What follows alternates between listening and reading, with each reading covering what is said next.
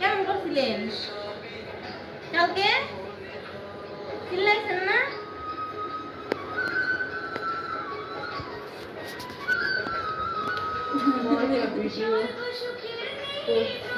এ দেখেন এই মাছ কি দুলাভাই কিনে আনছে, কি বর্তা মাছ আন্না দিছে, 1 ঘন্টা ধরে বাঁচতেছে।